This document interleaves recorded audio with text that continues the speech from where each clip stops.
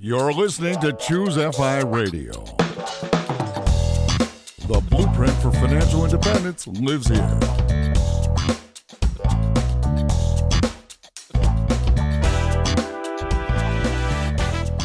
If you're looking to unlock the secrets to financial independence and early retirement, you're in the right place. Stay tuned and join a community of like-minded people who are getting off the hamster wheel and taking control of their lives in the pursuit of financial independence. ChooseFI, your home for financial independence online.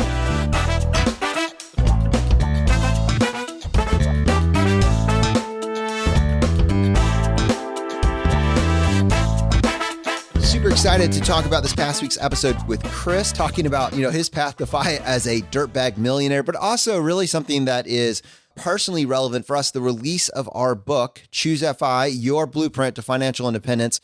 The pre-order went live and it's going to be hitting bookshelves all across the country and the world on October 1st, 2019. There's a lot behind why we felt that this project was important, and we're going to slow down on that and talk about it in this episode as well. And to help me with this, I have my co-host Brad here with me today. How you doing, buddy?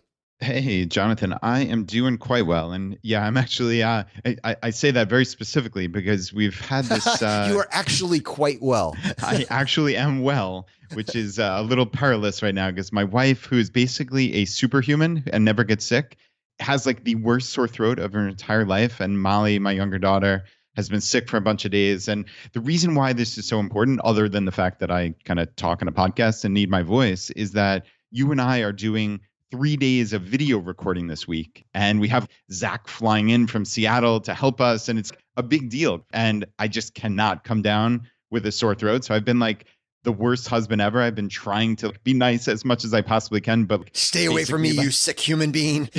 yes. Like carrying around like Lysol. And no, I'm kidding. Just spraying her with Windex occasionally. Please stay away. But no, washing my hands 100 times a day. But other than that, everything is quite well for right now. But yeah, the video, let's talk about that for just a second. So we have Zach, and my brother Andrew is actually going to be here. And then Steven is coming to join us as well. And Steven, who's been a part of the ChooseFI community basically since day one, and who actually in a very cool way is helping us both with the nonprofit foundation, which we'll be talking about a little bit more this year, and also a curriculum for the military. He's coming down, and we're going to try to take some of the basic tenets of financial independence, the pillars of FI, and weave it into a multi-part video series. And it's a big project, man. I think all of us kind of were waiting until we had certain production elements in place so we could make sure we did a good job on this, absolutely do it right and make sure it comes together. And it's funny, Brad, we've talked about the need to kind of be intentional with your planning. And I think I may have failed a little bit on kind of organizing busy. In a perfect world, you have just a little bit going on all the time, not everything going on all at once. And that seems to be, with a lack of planning, that seems to be what happens. So I have something really cool that I was planning on doing this weekend. I was going to be replacing the tile in my bathroom. And I say because it was going to be a DIY job. And there were a couple aspects to that. One, I happened to be at Lowe's picking up a part, and I saw on their whiteboard that they were offering free classes for how to lay tile down, which that's amazing, right? I mean, this is the sort of thing that you're like, well, how can I get experience doing this? Or how expensive will it be to hire someone and bring it in?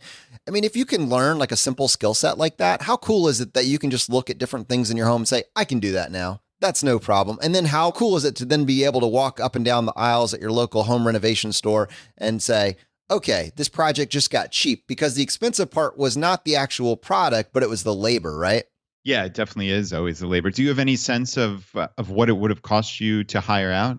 I mean, probably a small bathroom job, just guessing, but it's probably around at least $1,000, I would imagine. I mean, I if it takes 2 or 3 days, it'd probably be maybe even upwards of that.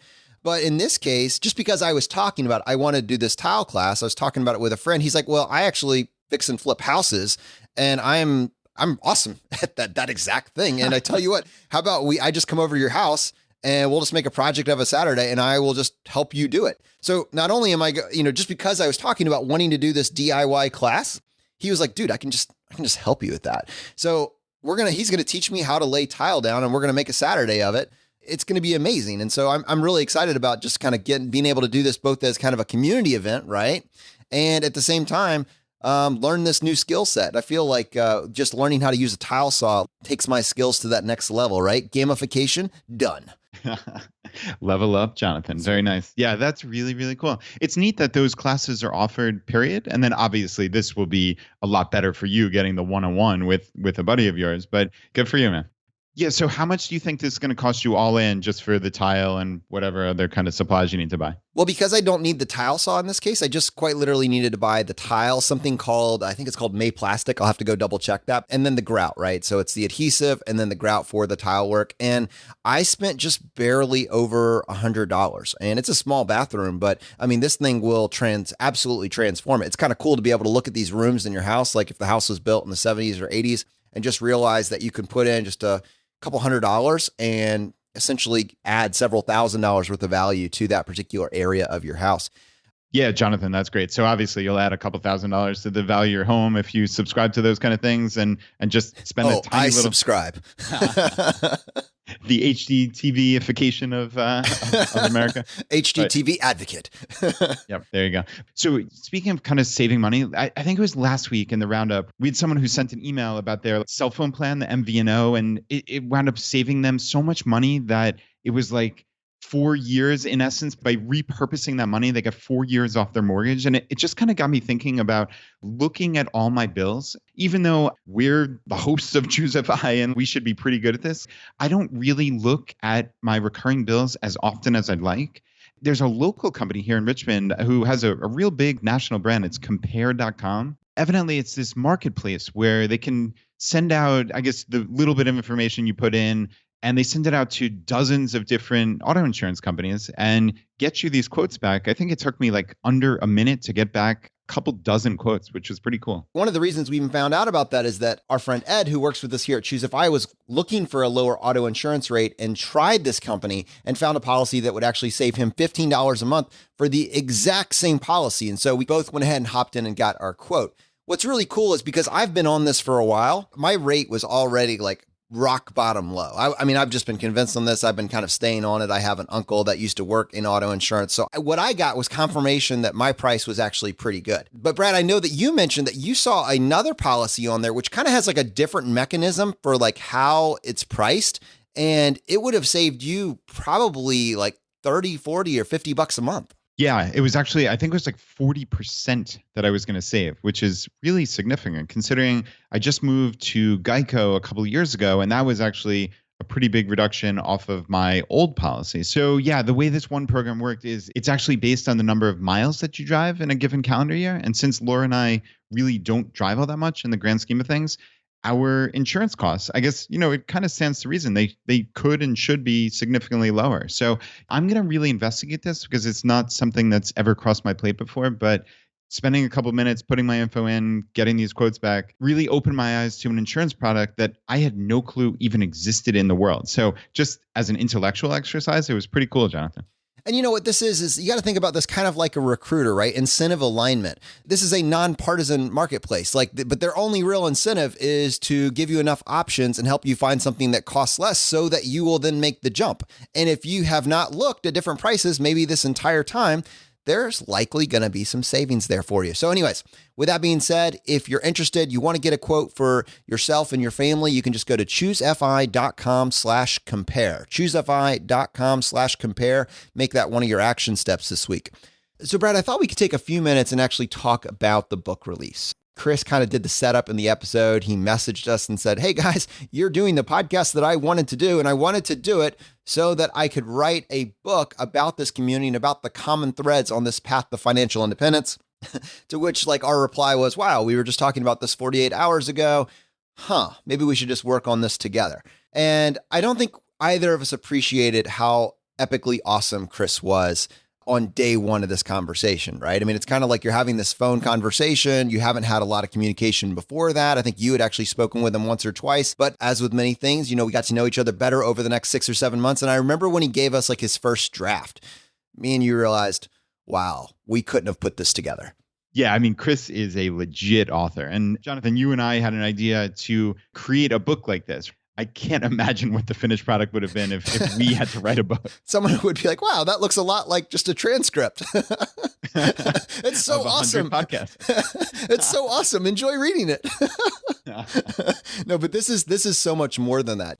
One of my favorite books when I was on my journey was The Total Money Makeover by Dave Ramsey. Back in the day, that really helped me get on a path to debt free. And as I kind of graduated past that and that information no longer really served me, I was kind of looking for something similar, but it helps you map out those steps, not just to get to debt free, but to get to the point where working is optional, to get to the point where you have designed a future that you can get excited about. And there are elements in different books that I've seen that have offered little bits of that. But what I think our guests have done over the past 2 years is, with their own story, show both the common threads and show how powerful these tactics are when implemented. And I thought what Chris did, what he put the emphasis on was, how can you take all of these different brilliant ideas and how can you make it more linear? I mean, obviously your path will diverge. It's a choose your own adventure, but there are common threads. And if you put enough time into crafting it, you can very easily document a compelling story that when you read, you can't walk away from. Yeah, there's no doubt about it. And not for nothing, Jonathan, but the book is actually beautiful. Like, it's really, you know me, I think you're probably sick and tired of me. What do you call it? The Barnes & Noble litmus test? Yes, I have my own Barnes & Noble litmus test. And it's absolutely absurd. When I'm in Barnes & Noble, I mean, there are obviously tens upon tens of thousands of books. You literally have to judge it by its cover, as absurd as that is. So I look for nice, colorful books. I look for, when I flip through it, is it an attractive book that I actually want to read? And I mean, this thing passes the test with flying colors.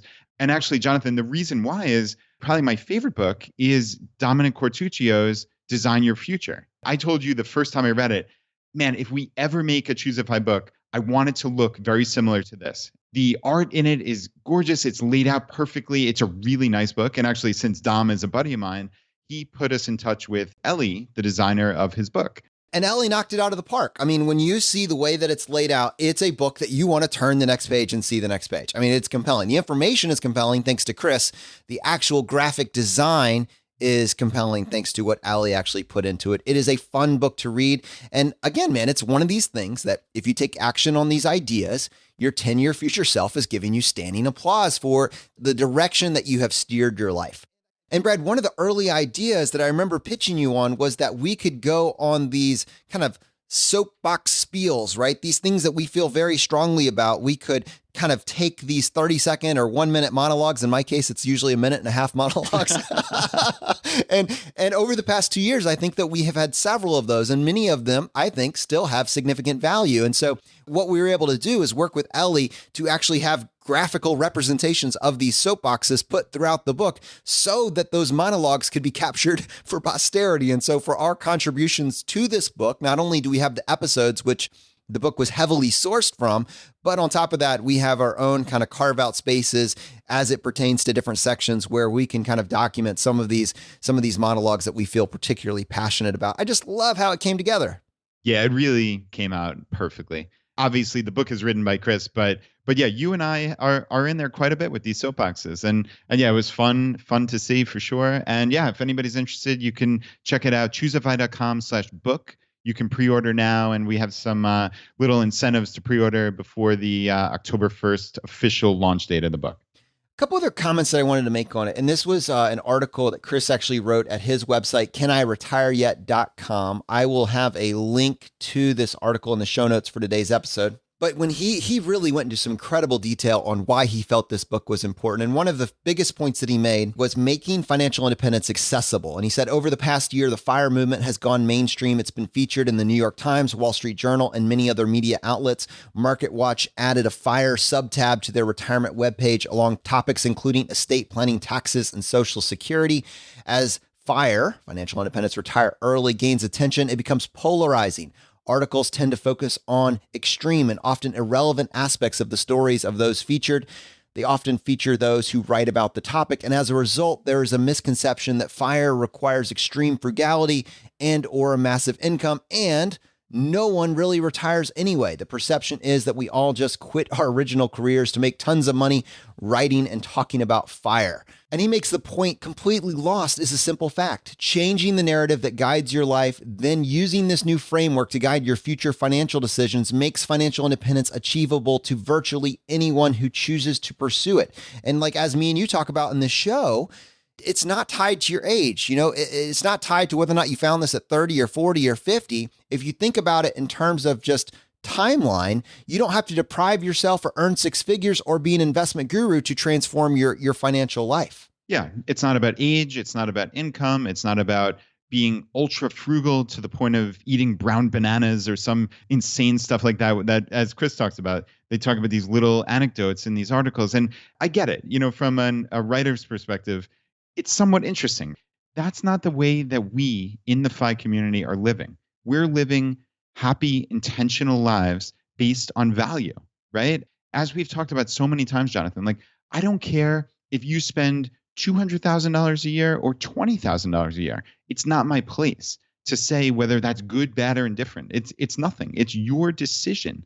But what I ask you is to make decisions with eyes wide open and based on what you actually value in life, as opposed to just living this standard American, whatever it is, middle-class lifestyle script. That's not good enough for me. Just living this life just because that's how everybody else does it. So what we've talked about is stepping off the hamster wheel and making this a life that you choose based on intentionality. This article that Chris wrote is fantastic. I think it's a wonderful gateway to like the why of this book, which is why I'm spending so much time on it. The next point he makes is that we need to, as a society, unlearn old rules. What are those old rules? So just kind of working through it from a timeline scale, as a young person, you need to get into a good college and you need to get a high paying job. You can borrow as much money as you want for it, right? We'll give you virtually unlimited student loans. This is good debt. It will always be a good decision. I think that our community has increasingly started to appreciate the fact that it's not that black or white. Then what's the next narrative you get? Once you have this great job, then you should just save 10 to 15% of your salary and you can retire securely at the age of 65. Maybe just push it back till 70 or 80, right? There's no reason to push that. What are you going to do? As soon as you're going to retire, you're probably going to die. So don't worry about it. Never retire. That would be great. And then the remainder of your income, just spend it on your current lifestyle. The more you make, the more you can afford. There are rules out there created by an advertising agency for luxury jewelry telling you how much you should spend on a ring. There's a rule telling you how much house you could afford, and you can find calculators to help you determine this. You can afford that $1 million, $2 million house. Just look at your gross monthly income. It's going to be great. And what we've seen as a community, when people question even just a few of those choices, it results in millions of dollars and decades of their life. Yeah, I love those rules. For, I guess, an engagement ring, it's 1 or 2 months of your salary. Who came up with that, right? Or clearly not the barber, right? Yeah, right. What do you think? Should I get a haircut? Yeah, it looks a little long in the back. But right, I mean, that's exactly it. Life is based on incentives, right? So does the mortgage broker or your real estate agent have an incentive to sell you the leased house that you can actually comfortably live in? Or do they have an incentive to sell you the house that can make them the most money? That's not saying that there's some nefarious thing going on here. It's just incentives. And human beings, much of their actions are based off of incentives. So, I mean, this to me, it's just look at these rules and figure out what of them actually makes sense for you. Do you have to drive a brand new car because every upper middle class person drives a new car? No. I mean, look at my car, Jonathan. I'm literally looking at it out the window right now. And at this point, it doesn't look very nice. Like I've gotten to that point. But honestly, who cares? It gets me the 2 miles back and forth to my daughter's swim practice that I need to drive every day. That at this point is my driving. I drive to swimming and I drive to CrossFit, and that is about it. Why do I need a car that looks beautiful and tells everybody my status as a wealthy person? Like, give me a break. Well, think about this, the tertiary cost, right? With your car, do you feel the need to get the ultra premium insurance with every single bell and whistle, right? Yeah, I thought you were not only no on that, but I thought you were going to ask if I've ever gotten the car washed or anything like that. Yeah, no, that's it. No, I was going to go there next. Do you feel the need to get the car washed every single week? Do you feel the need to get it buffed? Do you feel the need to get it cleaned? Do you feel the need to buy the premium headlights? Do you feel the need to use the premium gas? Do you and now it's not just your car. It's everything, every single thing that you own. The more that you spend on that initial purchase, the more that you feel the need to insure it, the more that you feel the need to maintain it. Everything that you purchase has secondary costs. The more that you feel the need to store it. Wow, I've got this incredibly expensive car. I can't let it sit out there on the side of the road. It could get dinged. I need to get private parking set aside for it. This is that cascading trickle-down effect that you don't realize. And so just realizing it, quite literally, just seeing anybody else that makes a different choice allows you to normalize the fact. Because if everybody gets the new car, everybody gets the private parking, everybody gets the whatever, you're the crazy person, right? Why would I do anything different? This is just what you do. You've got to see one person break away. And Brad on a breakaway. Brad on a breakaway. No, and not only secondary actual costs, but psychological costs too, right? Of just owning expensive stuff or being worried about these things. If my car got hit tomorrow, as long as nobody gets hurt, I don't care one iota. Could you imagine if I had a $40,000 BMW and it got a little scratch on it? I would be flipping out. So compare those two items. I don't care one bit about this thing. All that I care about is the function of it. Does it get me from A to B? So that's kind of how I mentally approach. I know I'm kind of locking in here, Jonathan, on the car, but that's how I mentally approach owning anything. Does it provide me value? And I mean, we've talked about things that sometimes are expensive. You actually turned me on to those Bose noise canceling headphones. That has made my life so much better. If it broke tomorrow, I would buy a new pair on Amazon the very next day. It's not about being a penny pincher or a miser. It's just about looking for what do you get value out of in life. And there's a final point that he makes in this article, and I just, my version of it, right, is that choosing FI is simple, but it isn't easy, right? If you look at the average savings rate here in the United States, it's hovering around 5%. It's hard to choose to do something different when everybody around you, even the two-income households, are struggling to save money. Why are they struggling to save money? Because they're keeping up with the people next to them. So Chris makes the point, it is vital to create an alternative narrative to guide our lives. This is true for high earners, two-income households, and those without children who start with an easier path to FI. It's even more vital for low-income earners, one-income households, large families, single parents, minorities who face unique challenges, recovering addicts, and others with past struggles, or those in high cost of living areas that make it seem more difficult. Just because it isn't easy doesn't mean you shouldn't pursue it. It comes down to value. And I think that reclaiming your only non-renewable resource, your time, it's worth it. It's worth it. And I think by highlighting the people in this community that are doing so and continuing to do that, right? That's the advantage of this book and the disadvantage. By having hindsight, Chris is able to structure this in a very linear fashion that's going to make it easy for someone to absorb who's never been exposed to financial independence before. The disadvantage is, right, it's not a living document. There have been so many stories since the book, since we kind of put the end cap on what we could cover in the book, there's been so many stories that aren't captured in there. What's amazing about that is you can see the common threads. As we capture new stories, new scenarios of people that have tackled this path to financial independence, their unique situation may have looked different, but there are common threads that tie it to the elements in the book. And nothing that we've covered since the book got finished, to me, said, wow, we just need to totally redo the book. The information is there. The question is, will you take action on it? And I hope if you've been listening to the show, you will consider putting your pre-order in. Just go to ChooseFI.com/book. Now, one of the benefits of listening to this podcast is that we, over the next several years, are going to get a chance to uncover hundreds, if not thousands, of individual stories and their unique path to FI that will hold value both for us personally and for our audience. And on today's show, we get the opportunity to uncover Lynne Frayer's story. Now, my first introduction to Lynne was actually in a Wall Street Journal article talking about a small subset of her path to financial independence. But when we got a chance to go into her story a little bit more, her path to FI is just incredible. Yeah, it really is. And I just can't wait to bring this story to the ChooseFI community. But first, Lynne, how did we get introduced? It was through our friend Marla. our mutual friend who Marla has certainly been on the podcast talking about travel rewards many times. But are you longtime friends with Marla? Did you meet her at a FI event? Talk me through that quick. I met Marla. She's amazing. It was a complete coincidence. I decided to leave traditional work at about the age of 37, and somebody at work compared me to Mr. Money Mustache, and I had no idea who he was. So I Googled to figure out who he was, who I was being compared to, and found out about him and Camp Mustache. So I thought, well, I should go. That's how I met Marla. We roomed together.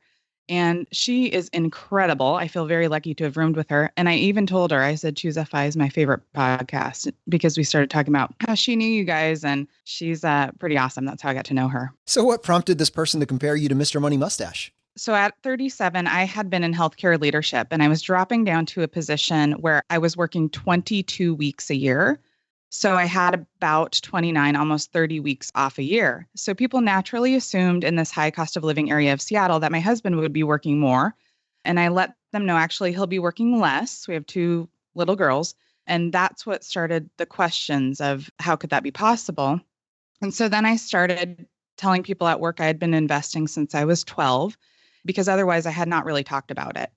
So that's how the comparison got made. Then I discovered this whole world of people who are in a financial independence movement and have been doing a lot of the things that I've been doing for a long time. So it was an amazing discovery to find out and to connect with folks. Wow, Lynn, this is amazing. So, okay, there's a bunch in there. Investing since 12, I want to hear about. And also like how you got on this path. So 37 years old, you're going down to 22 weeks per year, but you had no idea that the FI community even existed. So you blazed your own path. You did this on your own. Talk me through this origin story, going back to 12, if you don't mind. And specifically investing at 12. You didn't say putting money in a bank account in 12. You said investing at 12. No.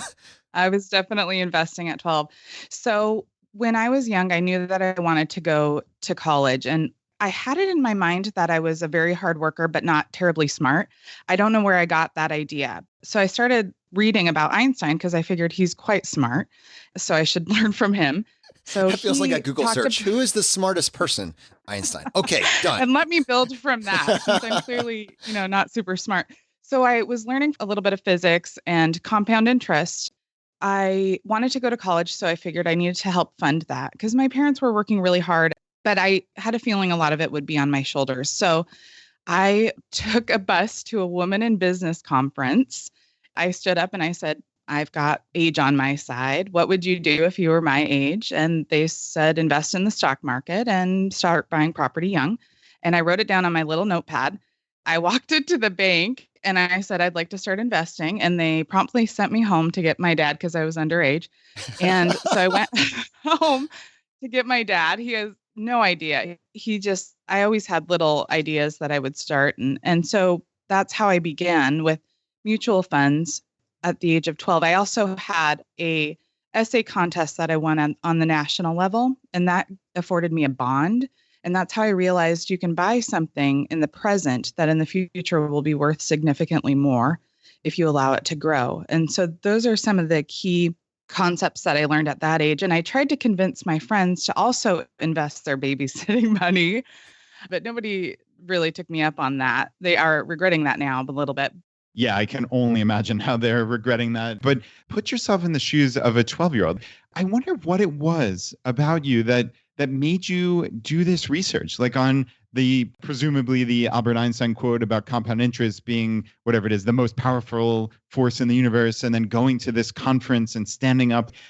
Do you have any sense why you were open to that message? Whereas like you said, you tried to convince your friends, but 12-year-olds being 12-year-olds, obviously they weren't prepared to listen. We think about this, about how do you get the message of FI across to people who are somewhere along their educational journey?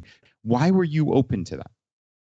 I've always been somebody who planned for the future. Since I was really, really young, I started putting sunblock on my skin because I didn't want to get wrinkles when I was 9-ish, So I think when you're young, you don't have the concept of delayed gratification very closely wrapped up. I think that comes with time and that comes with age often. And some people actually never get there because they can't overcome the delight of instant gratification. And our brains don't really fully develop in the frontal lobe until we're about 24.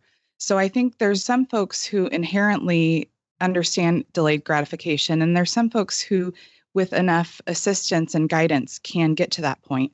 So I think there's a lot more people who, with a little guidance, would be able to understand that. I have all the neighbor kids in our neighborhood trying to work with us to babysit our kids because they want to do what we do. They see us out playing in the yard and we have an outdoor and indoor bouncy castles. So they want to have a life like that, and they can actually visually see it. And so they're making up flyers, and now they're spending some of it, of course, which they should. They need to enjoy their life, but they're also saving some of it, and they're understanding because they're seeing modeling behavior. I think that's part of it. I think some people are intrinsically born with this ability, and some people learn by watching others. I'm sure that I learned somewhere along the way that I'm not giving credit to somebody. I just know that I've always really thought about the future. You're like a force of nature. Like, I want to go back to the college years. So you said that I started investing in order because I knew that some of the college was going to be on my shoulders. How did college actually play out for you? I had actually worked for the Running Start program. It was kind of new at that point. And so I started a lot of college credits early. And so by the time I actually got to college, I had a fair amount of credits. I thought that I wanted to be pre-med. So I got a biology degree. I also took a lot of business classes because I figured whatever I go into, business will be important. And then I was approaching the end of it, and I still had all these credits left because I had double dipped everything. And I had taken time off to study or to travel, really, for a year and a half. Then, as I'm getting close to graduating, I do a cost benefit analysis of becoming a physician. And it's actually wasn't what I was looking for. The foregone income, the opportunity cost, the cost of education, it wasn't the life that I wanted to design.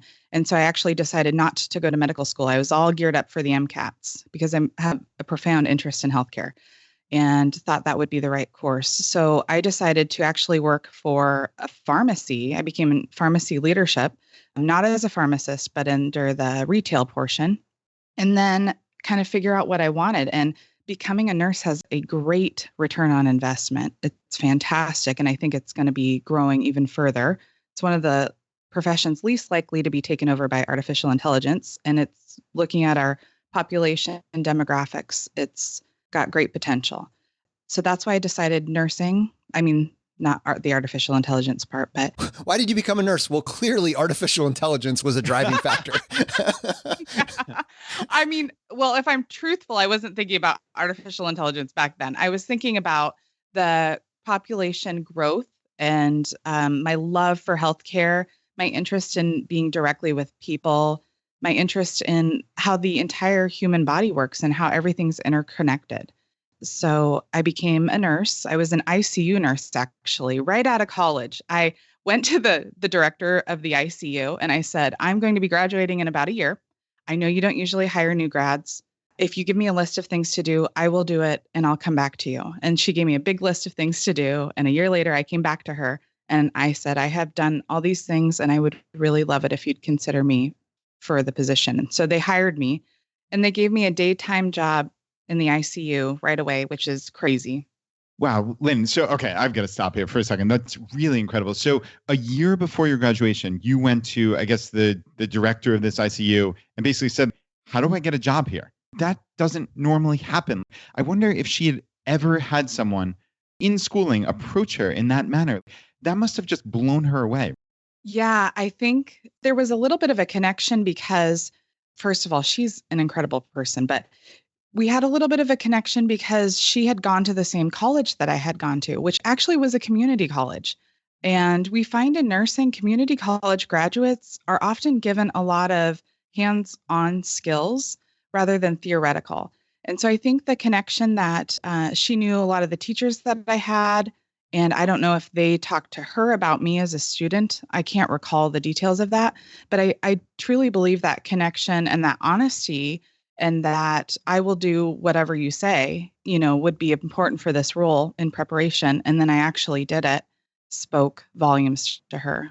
All right, I have to sidebar this just for a second. Brad, I know you were thinking this, but it ties so closely to that segment that we talked about last week and the week before with Chris Hutchins.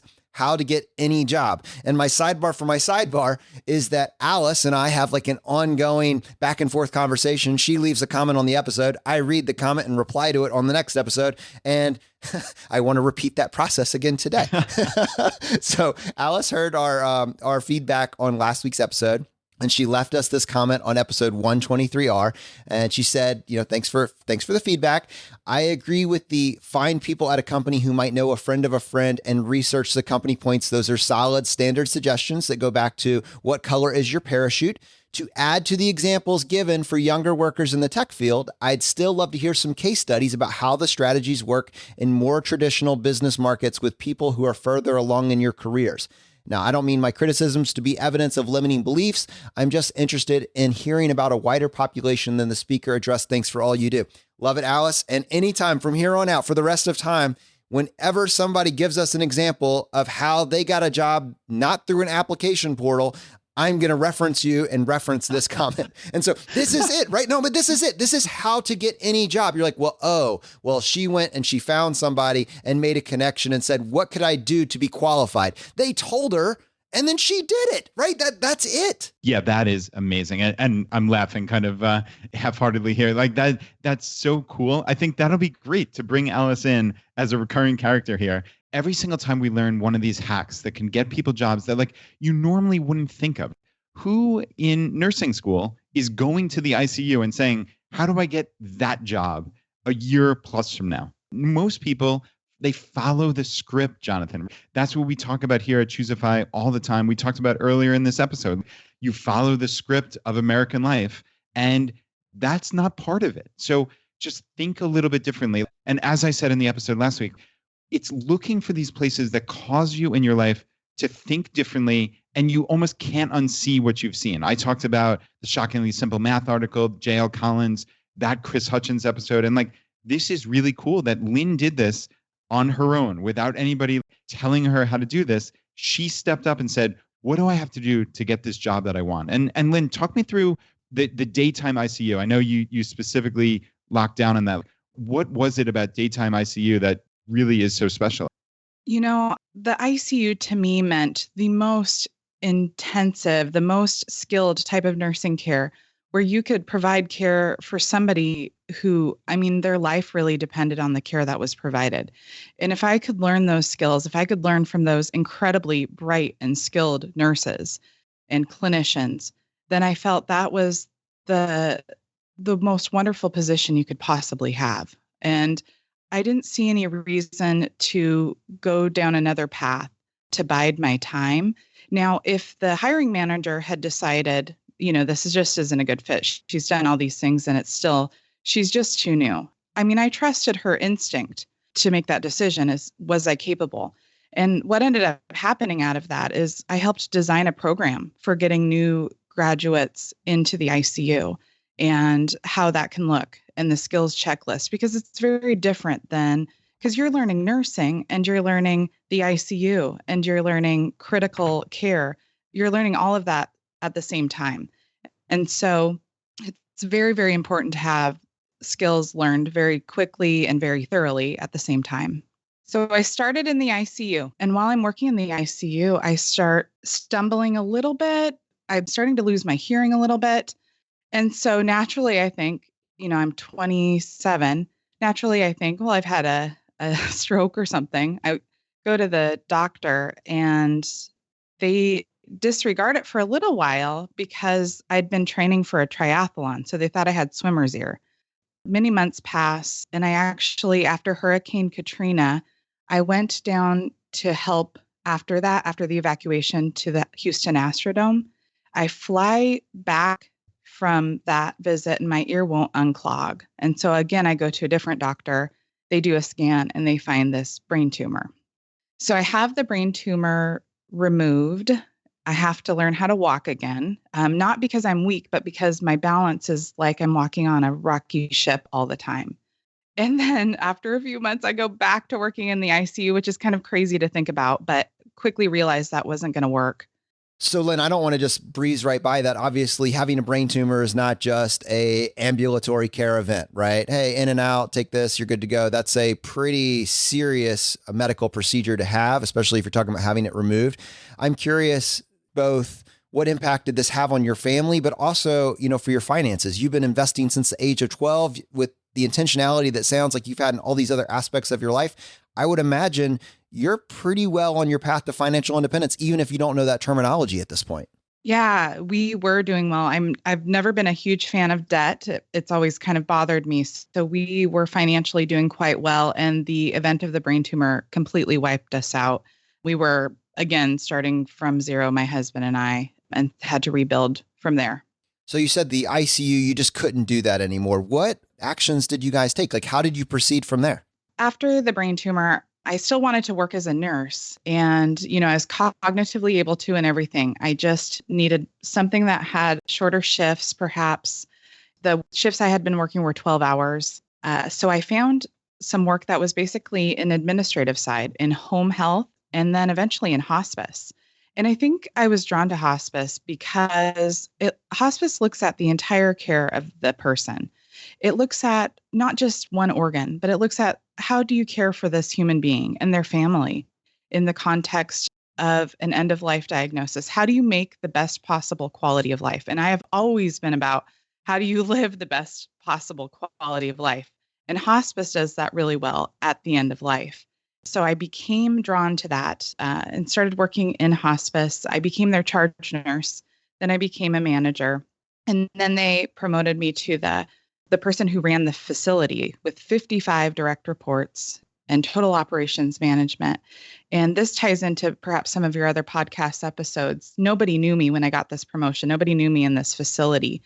Their manager had left, and I don't know if they thought they could trust me or not.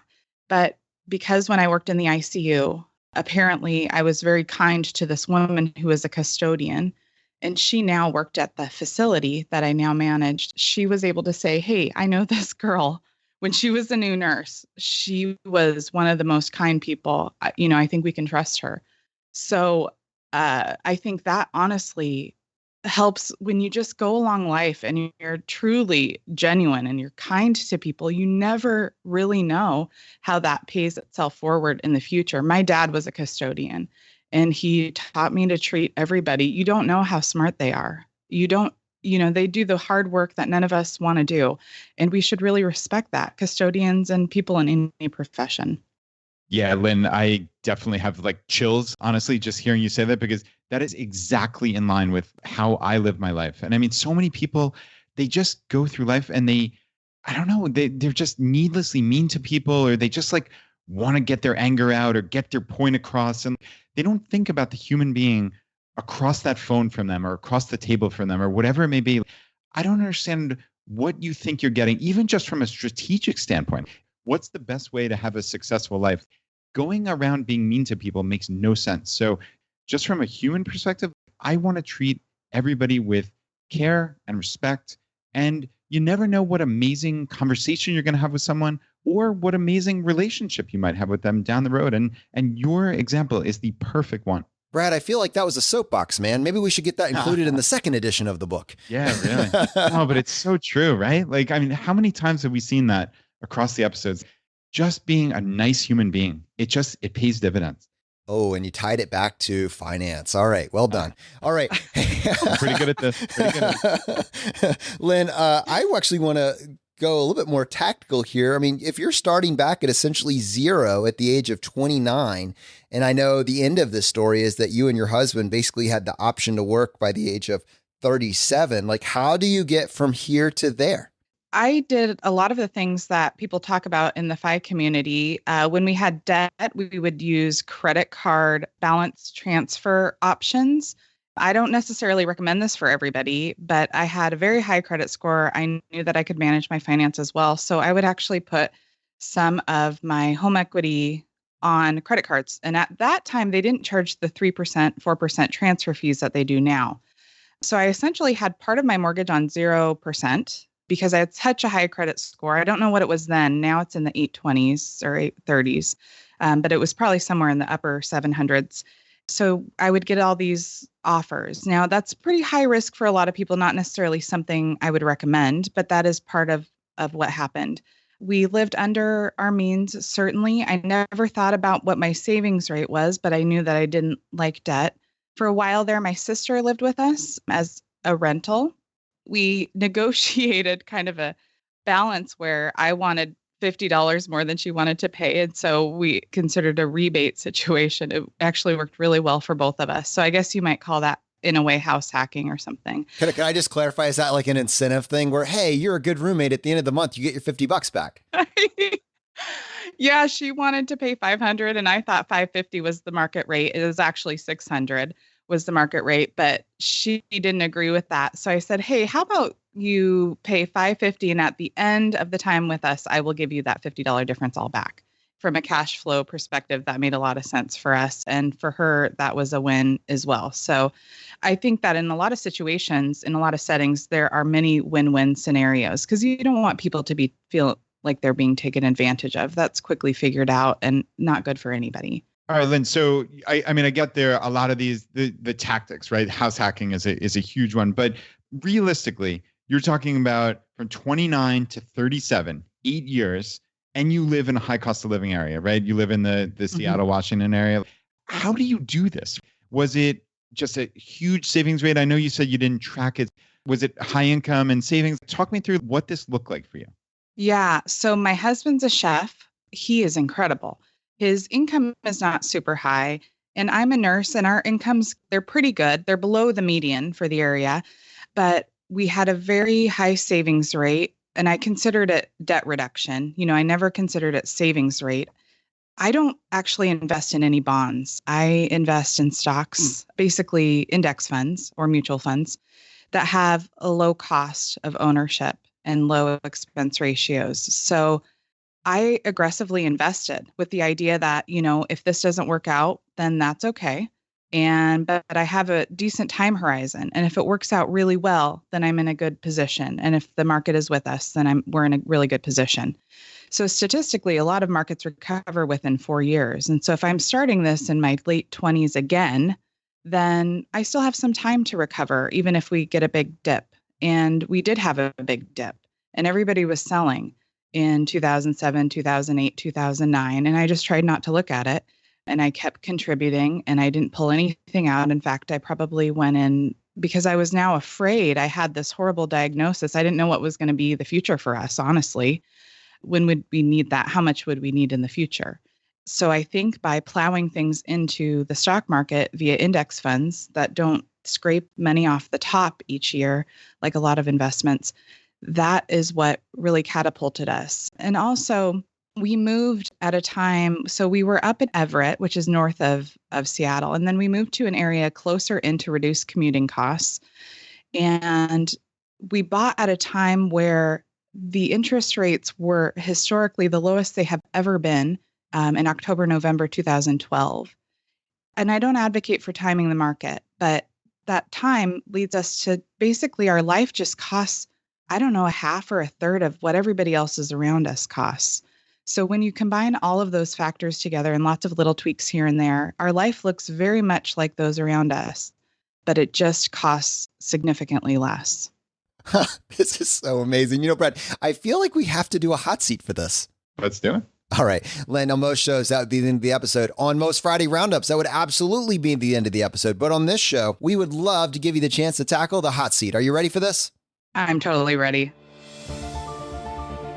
In a world drowning in debt and rampant consumption, trapped by the chains of lifestyle inflation, these questions highlight the secrets of those who have broken free. Welcome to the ChooseFI Hot Seat.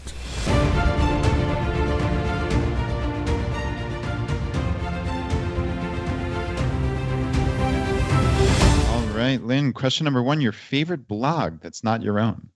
So this is always morphing. Right now, I love Paula Pant. She is masterful. I think, Brad, you used that word, or maybe Jonathan at one point, but that's a really good description of her. She's just a masterful educator, podcaster, writer. She talks about investing and financial independence. People know her a lot for real estate.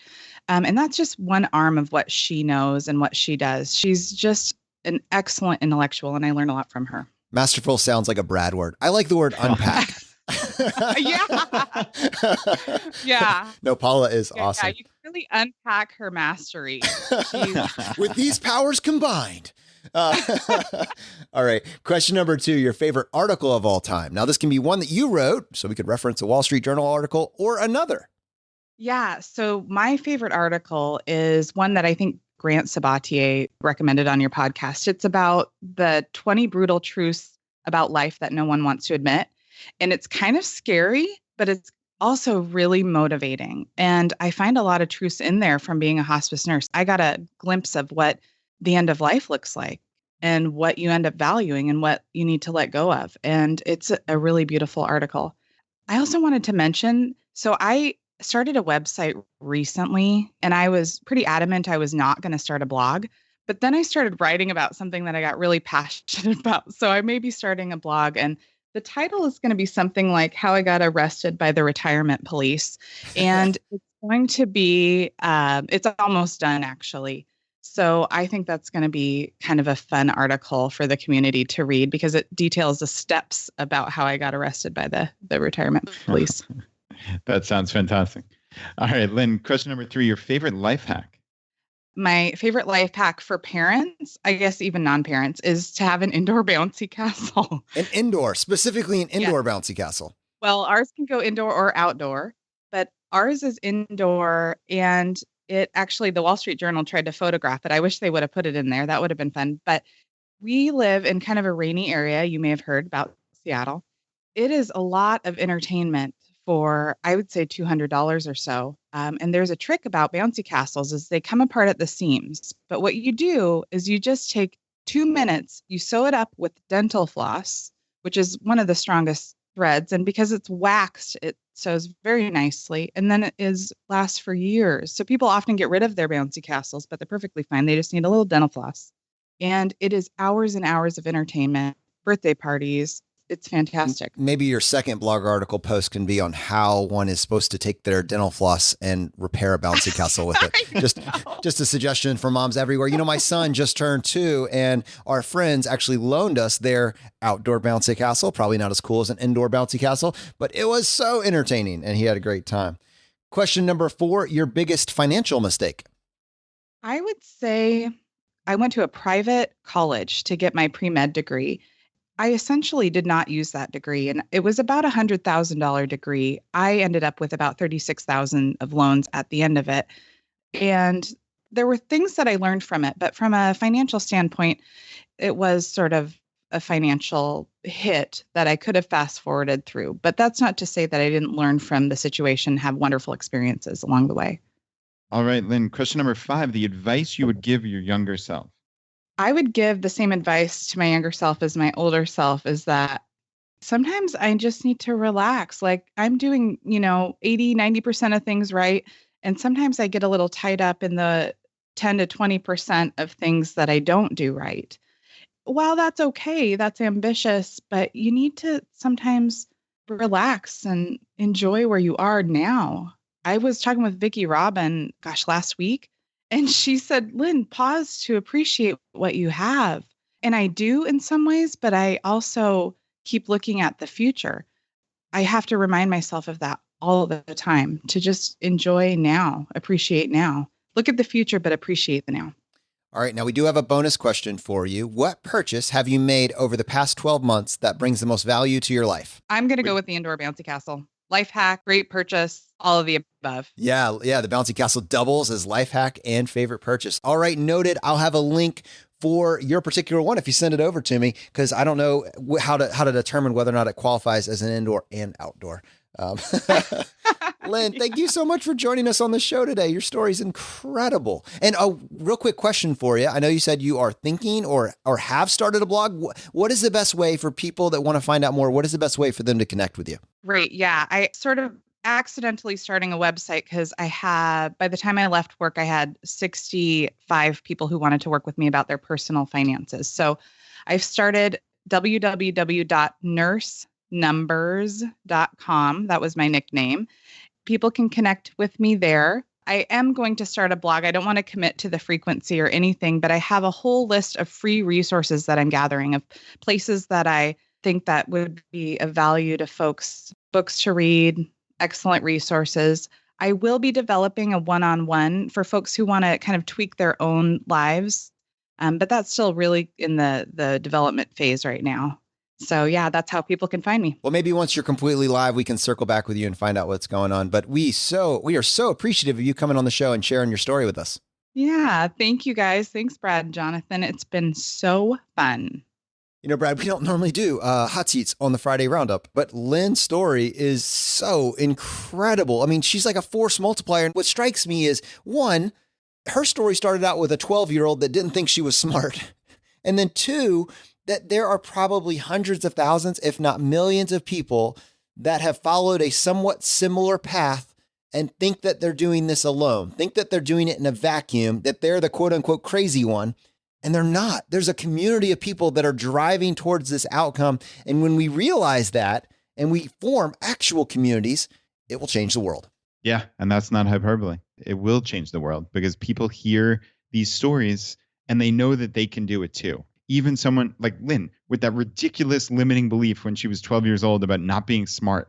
But yet this is the person who's researching Albert Einstein quotes about compound interest and starting to invest at 12 years old. Man, if she can do it, then why can't your kids invest at 12? Why couldn't you put on just that little snippet for your kids, hearing how Lynne learned how to invest and had all this money saved up by the time she was in her early 20s? That's just such a cool story. And yeah, I mean, it's our goal, Jonathan, yours and mine, to bring these stories to the FI community and to the world. I want to make our following Monday episode a roundup for this Friday Roundup. That's how many actionable takeaways there are here. Yeah, so seriously. Freaking fun. All right, Brad, let's go ahead and spend a couple of minutes and do some shout outs. Now, South Florida is having a beach dog party on May 4th, paddleboarding kayaking day on May 18th, and a billiards day on 6/16. South Florida, blowing up. There's a couple new Facebook groups, a new one in Australia. I tell you, Brad, in the last several weeks, I've seen more groups start in Australia, a Southern Moreton Bay Islands group, and then there's also a new group in Southeast Ohio. So pretty cool stuff going on in the community. For our calls to action this week, guys, two things. One, if you haven't done this yet, go to ChooseFI.com/compare. Just spot check and make sure that you're getting the best price on your auto insurance. And then two, and we'll be referencing this one for honestly the next several months, the pre-order just went live for our new book, ChooseFI, Your Blueprint to Financial Independence. And I can't even begin to express to you how appreciative we would be if you would put in a pre-order for that book. It would be a wonderful way that you could support us and this show. To do that, just go to ChooseFI.com/book. Okay, unfortunately, that's going to bring this episode to a close. Now, as you know, we like to finish every episode by doing a drawing for a copy of a book that we have found useful. Dude, there's 3 books that we offer. And Brad, I'm wondering, we may need to change that soon. We could also you could get a pre-order for our book as well. We'll have to work through the wording on that, but I think that's definitely viable. Okay, there's 3, maybe 4 books that we offer. The first is J.L. Collins' book, The Simple Path to Wealth. The second is Dominic Cortuccio's book, Design Your Future. And the third book, Vincent Puglisi, Freelance to Freedom. Obviously, the 4th book would be our book, but if you request that, you are going to have to wait for the official release when that goes live. So you would be getting that in advance. But to enter the drawing, all you need to do, just go to ChooseFI.com/iTunes, follow the instructions there, leave us a short written review. Send us an email for feedback at ChooseFI.com, letting us know that you left a review and what screen name you left it under. We give away 1 book for every 5 written reviews that we get, and we announce the winner on the Friday Roundup. And Brad, how many winners do we have today? All right, Jonathan, we have 1 winner today, and the winner is Greg. And Greg said, I'm not the type of guy that normally leaves reviews, but what Jonathan and Brad are doing has inspired me to leave my first one. What these guys are doing is a game changer. As a father to 2 boys and a husband to a stay-at-home mom, the future I saw for myself was working well into my later years. However, the content presented on this podcast has expanded my horizons. I love the format of the show and appreciate the tips and advice offered. I've only been listening for about a month now, but I can already see the trajectory of my financial future changing. Thanks, guys, and keep up the great work. All right, my friends, the fire is spreading. We'll see you next time as we continue to go down the road less traveled.